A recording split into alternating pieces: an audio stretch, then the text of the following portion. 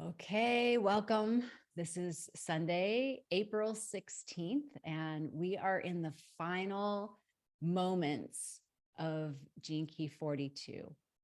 So this is the sun hitting at the end of Gene Key 42. So in these activation sequences where you find your life work, where the sun is hitting, and that is your birthday, this life work opens you up to what you brought in from other lifetimes, your karma, and what it is you're here to do.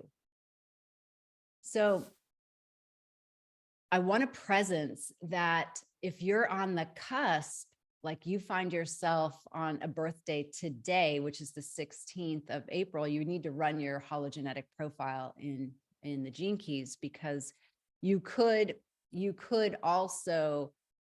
be gene key 3, the next gene key. It's really where the sun is hitting. It's not date specific. So today the sun is transiting from 42 to 3. So I'm going to hit both of these today in separate videos. So if you're watching on the replay, you'll find the video for gene key 3. But it's beautiful because they go together. They are in, this is the launching of the ring of life and death. Sounds epic, right? It's the grand play that we are all in of living and dying. And we're going to explore the nuances of living and dying as we go through 6 weeks of the gene keys that represent this codon ring. So gene key 42, it is, let's see, the programming partner, first of all, is 32. So we bring in this feeling in the shadow frequency. We bring in, to match the shadow of expectation, we bring in the shadow of failure. So that's some heavy stuff right there that this gene key gets to deal with. And like all shadows, we know that when we go into a shadow, when we face the shadow, when we alchemize it with fire, meaning the fire of the discomfort that the shadow brings, then we elevate the frequency of our DNA and we touch the gift frequency. So humanity itself is going into a mutation. This is what they call it in human design and the gene keys, where our genetics are mutating based on the work that we've been doing, the shadow work that the collective is doing, individual, and then the collective. The collective is getting the benefit of all of your individual shadow work. And by 2027, what our drishti, our third eye gaze, our intention is on an awakening inside the gift frequency. So the gift frequency still has the separate self inside of it. It's just an upgraded version. And it's on the road to becoming self-actualized. It's actually a contribution rather than a negative, dense energy bringing everyone down. So that's important to presence, because that's going to come into play when we talk about what 42 and 43 are teeing us up for with the solar eclipse and the new moon happening this week. It's already this week. The 19th, for those of you who are on Pacific time, and those of you who are on Eastern time zone or anything after that, and you're in Europe, you're in Australia, that's going to happen on the 20th. So gene key 42, the shadow of expectation, the gift of detachment, and we can play with what that means, and a city of celebration. It's a beautiful gene key. I have a lot of friends who have this as their life work. And so I've had the privilege of watching them deal with what they deal with. And I can say that when a person moves through the shadow to the gift frequency, it really is a deep contribution to the rest of humanity. It's a deep contribution to their auric field, because they're holding the auric field of non-attachment. It's still playing the game full out, but it's not being attached to how the game is played or the results of the game. And that's a very important nuance. But let's dive into the shadow, because the shadow itself is something that we're all familiar with, and that's the shadow of expectations. And that's the idea that life has to be the way that we have it inside of our minds. And there's so many, as we're evolving as spiritual awakened women, these teachings are not on the nose. These teachings are to be contemplated for yourself. So we always get to look at where we have expectations, and that fine line between having a vision, having goals, going for it, and also having expectations. And for me, having expectations shows up emotionally. It shows up when I know I have to have something. And the more that I want that thing to happen, I can almost guarantee you it's not going to happen. Anybody know what I'm talking about?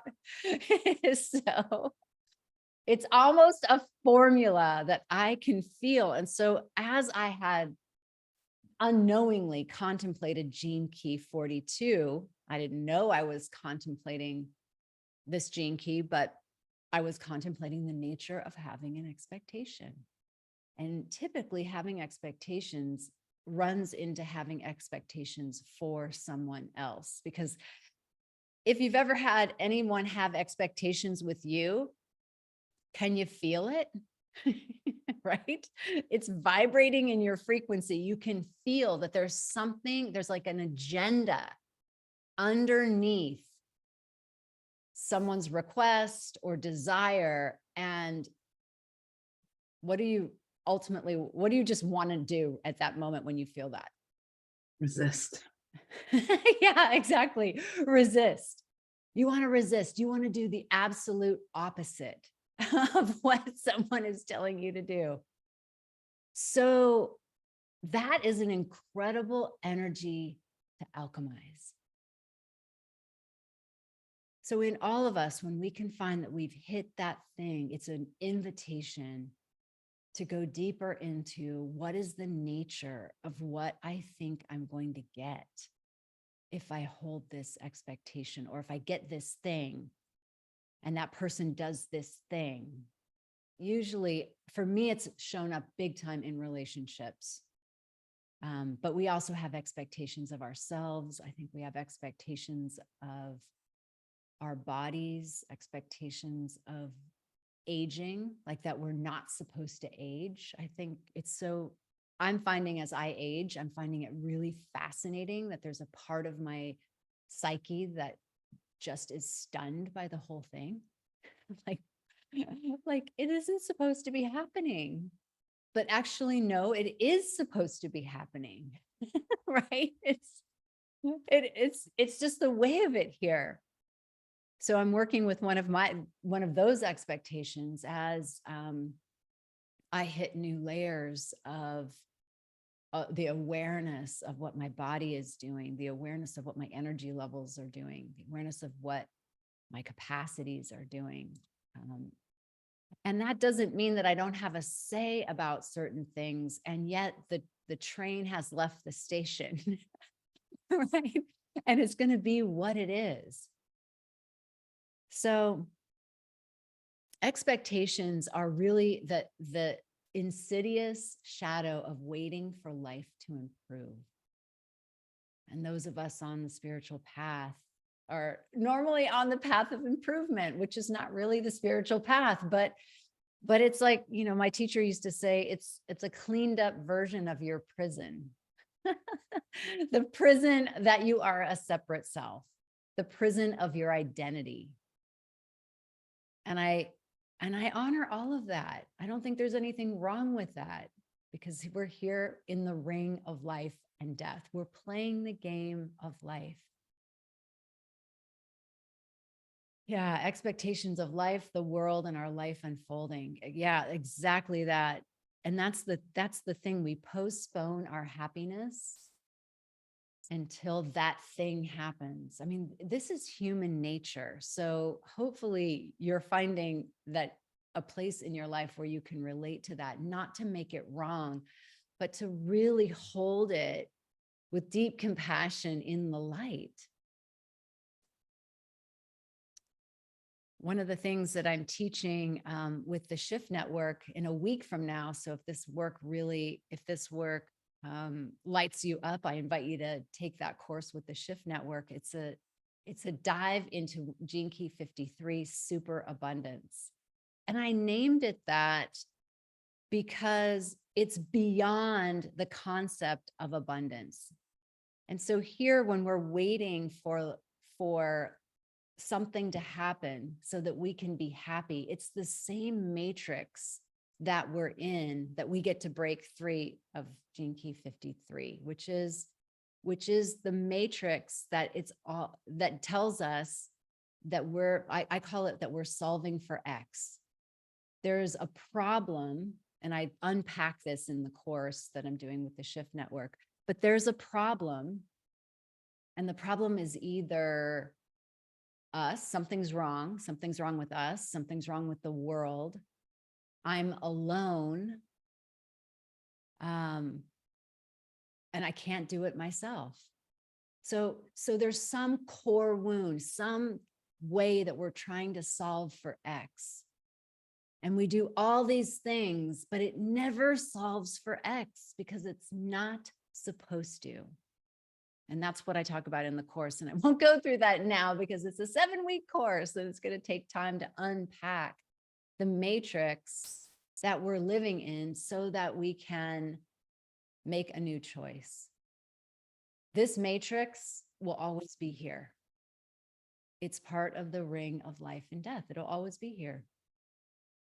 But we don't have to live on autopilot inside of it.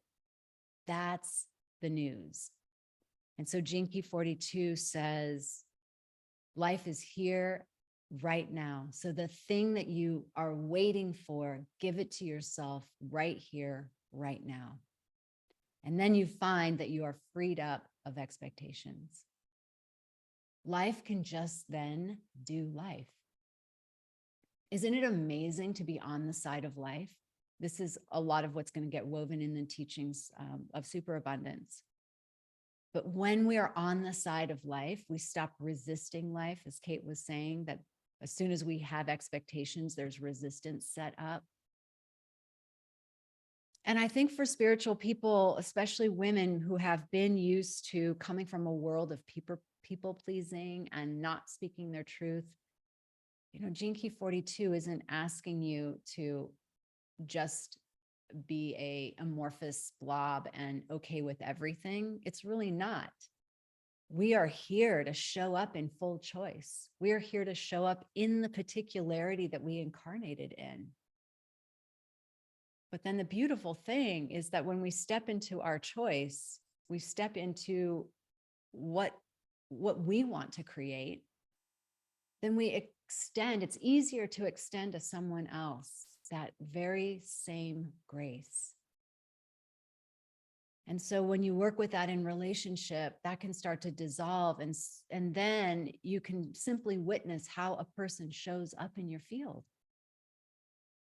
And if it doesn't work for you, then you know that you can make some boundaries around that. And oftentimes, with that level of space and freedom, then someone has the opportunity to really show up for you and with you. And so we're learning a new way. And then the gene keys are supporting us to learn a new way as we step into the gift frequency. So one of the things that Gene Key 42 says about detachment, they call it detachment. And I mean, take that word and make it what you need to make it. Sometimes feeling detached feels like we don't care. And that's not at all what this gene key is saying. It's actually more of the space and the freedom to choose. And so it's really, for me, being unattached. And what the gene key says, and I think it's important to note, is that you can't force or fake this. Have you ever tried to fake that you're not attached when you're totally attached? Yeah. Right. And people can feel that vibration. They can feel that that's not really true. And so for me, when I notice that that's true, when I can notice that I'm holding an end of a rope and the other person, I want that person to pick up the rope or I want to play tug of war with that person, then one of the things I like to do with myself is just take it inward and really kind of go down. What is it that I want so much? What am I so afraid of? What do I think I will get if they do this thing? What do I think I will get? I remember, in my earlier days of learning these deep lessons and struggling with my own attachment inside of relationships, I had a partner who said, I think that you want me to do what you want me to do more than you want me to be happy.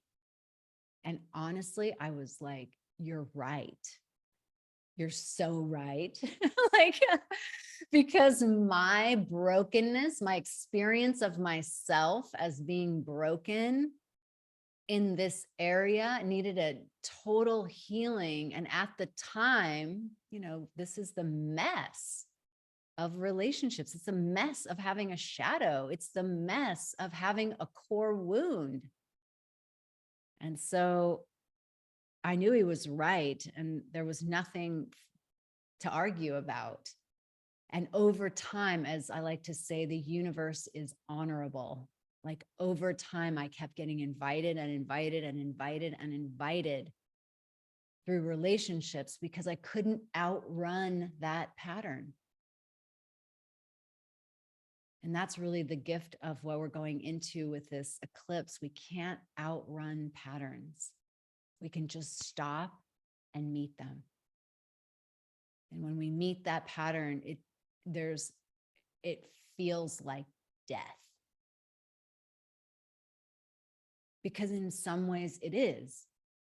It's when, you have a wound and you pour medicine on that wound, it stings, it hurts, it might bubble up, and you're just like, I wish we could just ignore this. And I can't. If I want to go deeper, if I want to be free, I can't.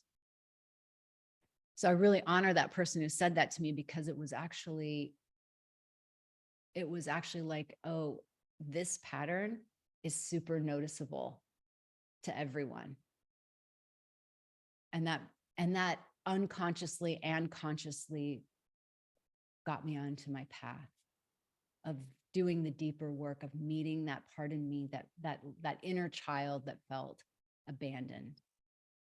And so let me just say to anybody who's listening, who needs to hear this, that the work works. It really does work. And that's the beauty. We're not just talking about this stuff in an abstract way, hoping that, if you do this, and this is where we'll get into with Gene Key 3 in a moment, but the work really does work. When we go deep into that wound, it doesn't work overnight. And it takes what it takes. But I'm going to leave you with this touchstone that has worked for me in this gift of detachment or being unattached. And that is that I say, I take my medicine. It's been the way that I can metabolize for myself whatever seems to be happening. So if it's like relationship stuff, or if it's, I keep thinking right now about the Dalai Lama and just, I can't even get into like the bigger context of what's happening in our culture of this polarization. And I know that when I work with women to build their businesses or to be visible, I remember from our visibility course, everyone at their root has this fear that they're going to be attacked and they're going to be judged. And that's because we're witnessing it. We see it. We are in such a deep cancel culture and such a deep polarization of people who have opinions about things that they know nothing about. We are so entranced in our thinking. And that's all of us. And we're here to transform that. Because as I look at the future, and that's part of what I love to do as a good Sagittarian, is I love to look at, like the archer, where are we going? What matters? What do we want to bring with us? What do we want to burn up and use as compost for the future? And that's, again, getting into this conversation that we'll explore with Gene Key 3. But the way that I look at it, coming back to this non-attachment, is I take my medicine. So if I were the Dalai Lama right now, I would just be like, I take my medicine. I don't know how he's handling it, because he's, in my opinion, he's an enlightened being and an avatar. And it would be curious to hear his process. And as I project myself into his shoes of someone who could be, like, on a global scale in the middle of this controversy, I just say, I take my medicine. And when I take my medicine, for me, it aligns me with life. It aligns me with what is. And then I'm no longer doing that thing where I am at war with what is. And therefore, I need something to happen. I have an expectation that it happens. And it really dissolves the game. And the city is celebration. We can't leave that out before we jump to the next gene key, but the city is celebration. And that celebration is really the celebration of the one who sees through the matrix, who sees all the way through it. The other day I woke myself up because I was laughing so hard in a dream. Anyone ever have that? It's such a cool gift. I mean, and I woke myself up and I don't even know what it was, but I kept saying to myself, wow, I really hope it was good, that I got like it was something that would live with me forever in my subconscious. I was like, we're going to have a good laugh. But that's really what this 42 at the city level is just laughing its ass off. It's in delight of the entire game. It honors the game. It was here to play it, and it played it all the way through to the death of the game. Meaning there was no game. There was no nothing. It was all a cosmic joke. It was Leela. It was the illusion. And so until that day that happens for each of us, and perhaps even humanity, here we are getting to do our part, because our part, to me, matters it's the paradox of it matters and it doesn't matter. It matters in the trajectory of evolution, and there is no evolution. So it's like, I play the game as if it matters. Let me see if there's anything else in this celebration. Yeah, there was one thing that Richard Rudd said in Gene Key 42 that I'll leave with. The more you accept yourself the way you are, the more detached you become and the simpler life is. So isn't that interesting that we can just boil it all down, back down to accepting yourself the way that you are?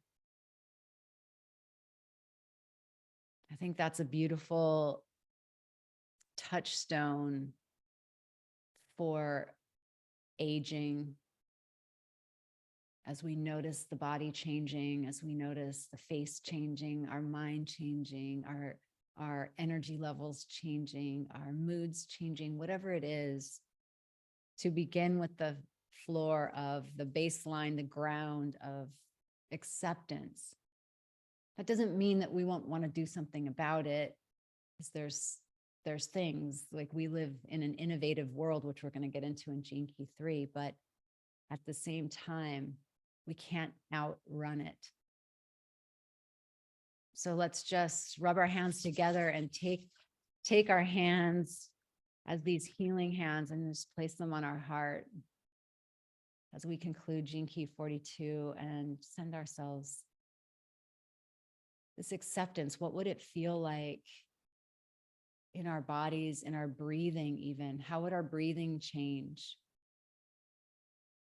if we accepted ourselves the way that we are in this moment? Just in this moment, no future, no past.